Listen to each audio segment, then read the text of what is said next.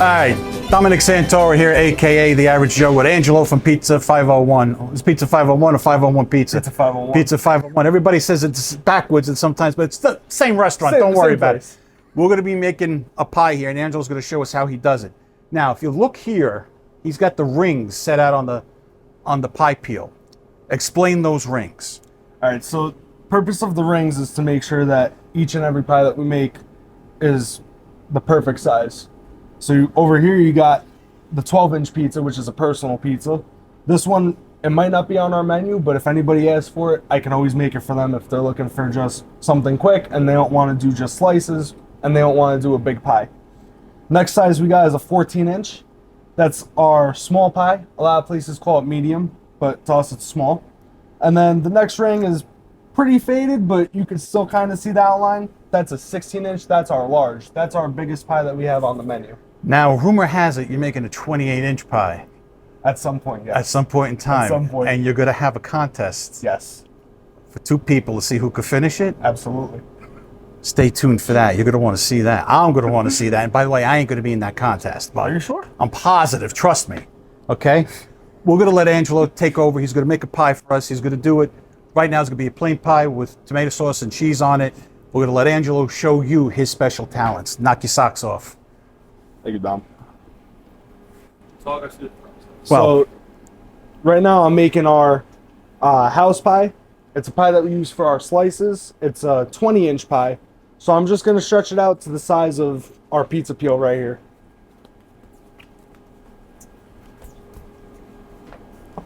So right now I'm just working the crust. You don't want to work the middle too much because if you have a thin middle, you have a flop. You don't want a flop. You want it to be nice and crispy. So working the crust as much as I can until I feel confident in the shape.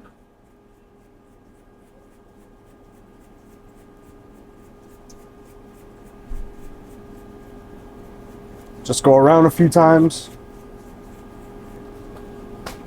Now we start working the middle just a little bit.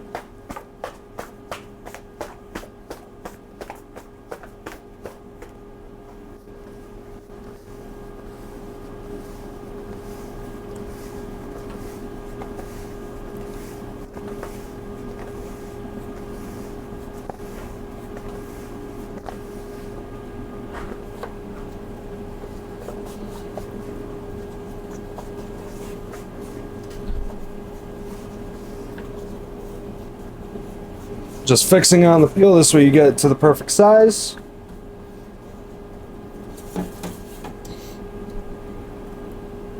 Now we get to sauce it up. Usually our 14 and 16-inch pies, they get one scoop. 16-inch, I go a scoop and just a little bit more. House pies though, I give it 2 scoops because you want to have the perfect ratio of sauce to cheese and dough.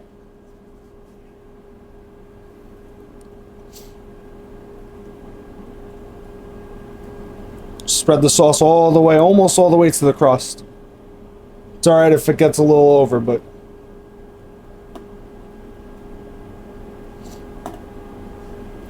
that.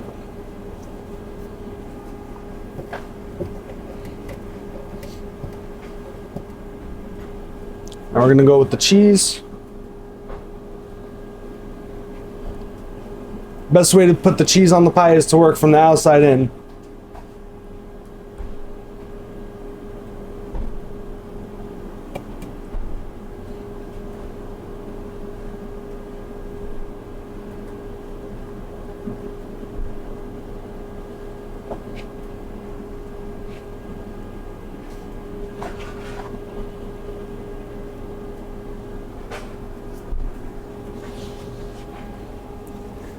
Now I'm going to step back in here for 1 second.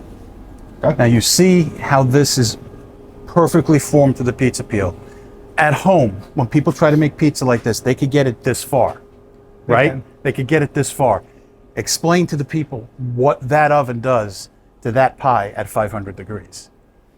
Well, 500 degrees, it's gonna make it nice and crispy. Nice and crispy. It's something you can't get in your own oven at home. Exactly. 'Cause Okay. it's working at, well, this oven's electric. A lot of Okay. residential ovens, Electric they're or gas, right. Right. So those people who go out and buy the pizza peel to make the small pies, you'll get almost the same effect but not the same as at the Baker's Definitely Pride not ovens. the same. Definitely not the same. Now he's gonna put it in the oven, and then the only thing I gotta do is just wait.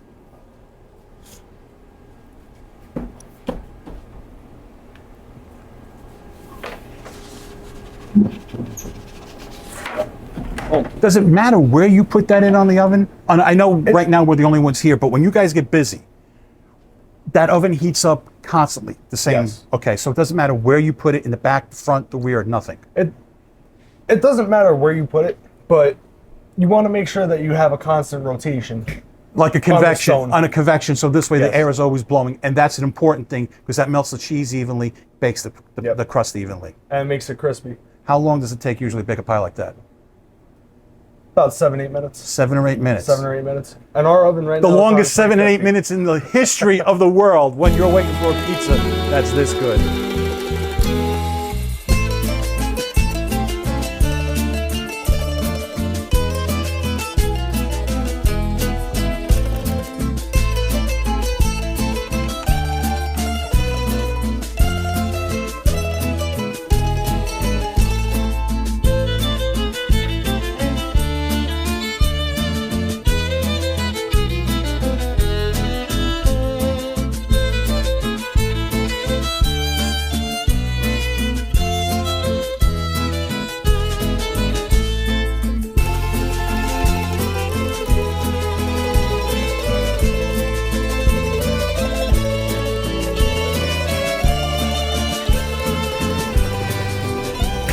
Look at that. Look at that. Came out just a little oval, but Listen, that's fine. Do you see how nice and melted the cheese is? It's bubbly. It's nice and crisp on the crust. This is basically truly a New York style pizza, absolutely. okay? And you cannot get this better anywhere else than here. And I'm not just saying that because Angelo's standing in front of me. This is truly reminds me of what a pizza would be like in New York. And this is it. Okay, big deal, it's a little bit oval, but you know what? That happens when it cooks, it shrinks. You can't help that little sometimes, bit. right? You cut that into 8 slices. Go ahead, Absolutely. master. Cut them into 8 slices and let's see what it looks like when it's done. Move this. How did you learn how to do this, cutting the pies? You learned it from your dad? Yeah, I learned from him back at our place in New York. I learned from him. I learned from my brother. I learned from a couple different guys. A couple of different guys. Well, whoever you learned from taught you right, because I mean, it's coming out perfect.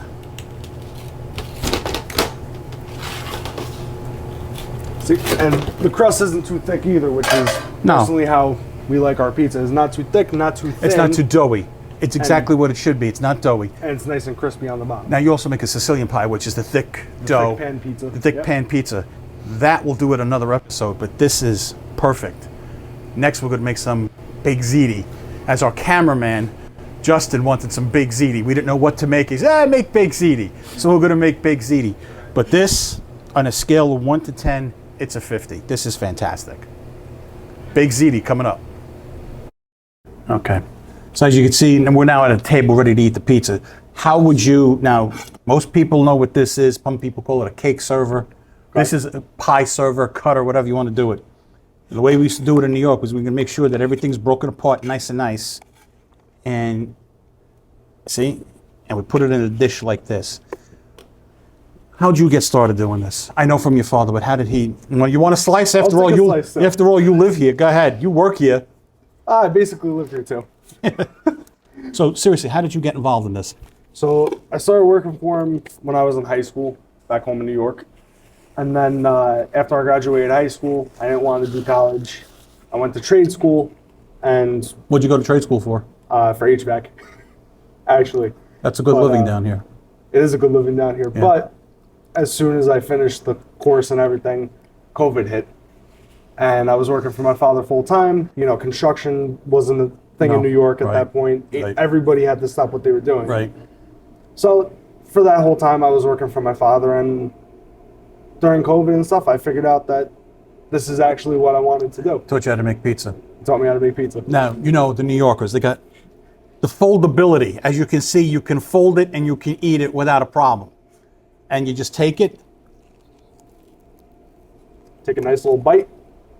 I mean, it's delicious. It's perfect. I mean,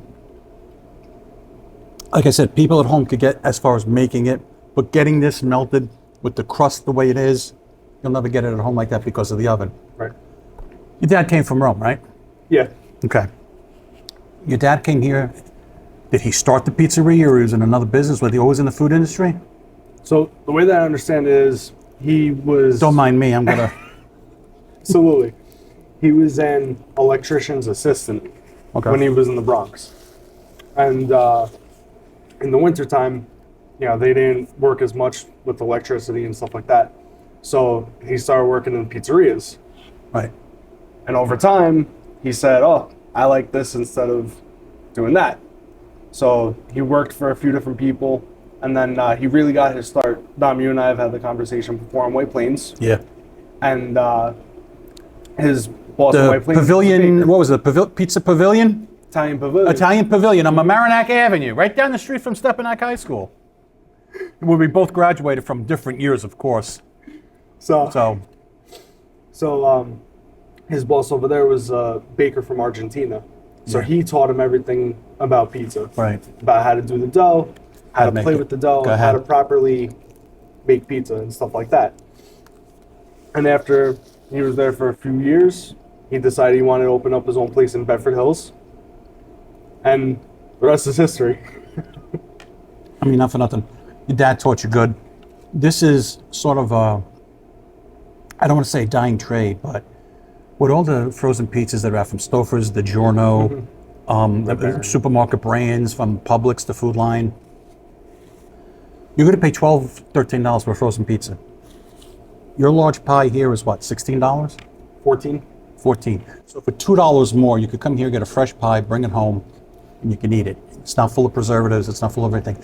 You make your own pizza sauce? Absolutely. So you go out, you get the tomatoes, you mill them, you add the seasoning, whatever you do, and you make your own sauce. Yep. You make your own dough. Mm-hmm. Everything's homemade and fresh. Everything is homemade and fresh. That's the bottom line. That's a dying art because people are not doing that anymore. Italians that grew up like you and I, our family used to get small individual things and used to make a meal for 40 people, and they used to make it last. Today they don't do that. Or I should say they don't do it, maybe they don't know how to do it, but this is a dying breed. And being a pizza man, it's nothing to be ashamed of. It's a great living. You got a beautiful restaurant here. We're going to enjoy this pizza. Now you're going to make our friend Mark over there a pasta dish, okay? Which Justin said make the baked ziti, and of course, Mark is just, sure, why not? But you don't make your own pasta yet, right? You're still using store-bought? Still using the store-bought. What do you use, Barilla? Barilla. Okay. And you make your own sauce for the baked ziti and everything else? Absolutely. Okay. Go make his baked ziti. He's going to come and have a slice of pizza, Justin, because I know he's hungry. And Mark is just sitting there behind the scenes, making sure everything's okay. But you know what? This is what it's about. It's great pizza. Mark will try the baked ziti, and we'll be right back.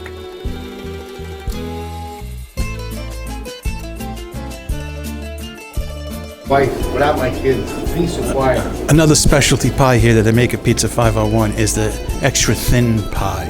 You can see it's got tomato sauce on it, it's got basil, it's got alige, and peppers on it. Cherry peppers. As you can see, Mark is fully enjoying it, and you know what? It's a great, nice, thin pie. It's beautiful to have in the summer because it's light. It's not as filling as a regular pie. And if you like what they used to call in Old Italy, tomato pie, this would be perfect because it is light, beautiful glass of red wine, and you're in like Flint eating this pie. All right, so now, as I said, we're back here. Angel's gonna be making the baked ziti. You got sauce in the pan, a little bit of Parmesan Reggiano? Yep. And a little knob of butter. A little knob of butter. Okay, take it from here. Okay.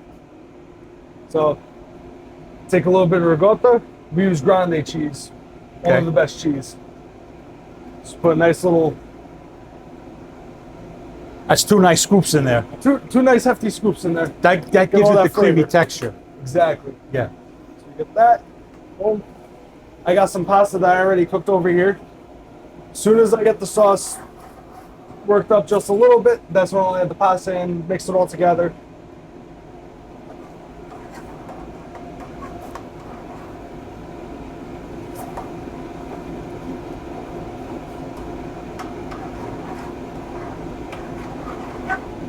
See how it turns almost like a Yeah. pinkish color from the ricotta.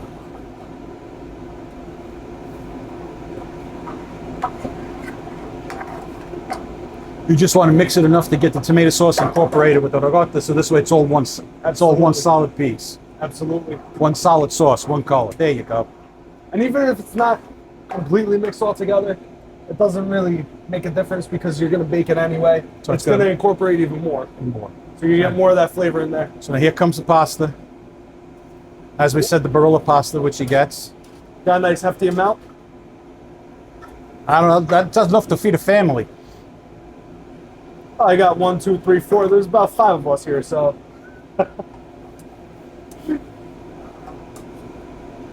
Look at this. Puts it all together.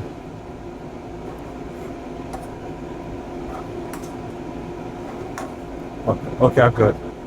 get everything all incorporated nice. Now you want to make sure you want to do this over like a medium heat because you don't want to burn it. No, you want to do it medium heat. Right. And don't rush it. Let it do its thing. Absolutely. Yep. Now, like I said, you're going to finish it off in the oven anyway, so Right. you want to get it to a nice. Well, start it off nice. Got a nice big pan over here. Nice big pan. Gonna try to, so you can just see everything, you know. Look at the steam coming off of that.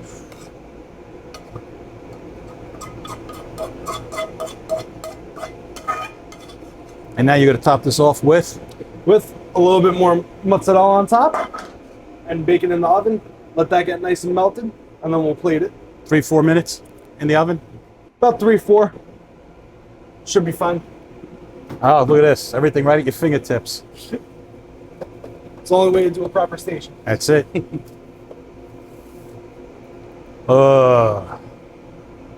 There Nice, you go. Beautiful grande mozzarella. Yep. Now, for a dish like this, you could use this type of mozzarella, slice one. You don't need the fresh one. You don't need the fresh one No. at all. No.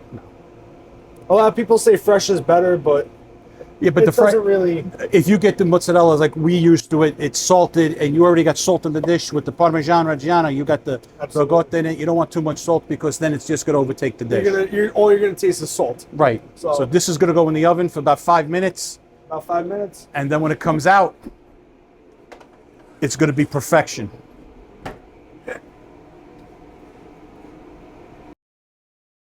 Taking it out. Look at this. Perfection. Absolute perfection. Zoom in a little bit. You could see that the mozzarella is melted evenly. The ricotta and the tomato sauce have formed, congealed to the pasta, which is what you want it to do, and everything is just exactly the way it should be. Perfect. This is baked ziti, not what you get in other places. This is where you need to come for baked ziti. My dad usually puts a little sauce on top and sprinkles Parmesan, but I use all the sauce for the. Well, baked ziti, you so listen. You are close to just that, a so little yeah, bit. a little bit of cheese, Boom. sprinkling, and that's it. Nice And you're ready. simple. How much does this dish cost you? This one I believe is $11.99. Okay, $11.99 for fresh pasta, fresh mozzarella, tomato sauce, ricotta. Where are you going to get this for $11.99? Homemade, special, delicious.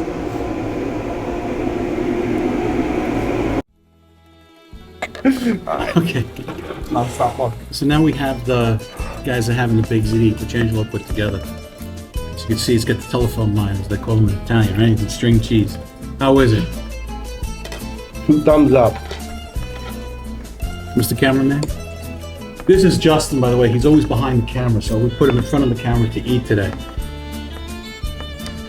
These are basically homemade pasta dishes that we ate growing up. I ate, you ate. Absolutely. Okay, Justin not being Italian, but our family. I made a cutlet. he made a pretty darn good chicken parmesan in his dorm room, which is good. This is what they call wholesome food, home food, comfort food for an Italian. Absolutely.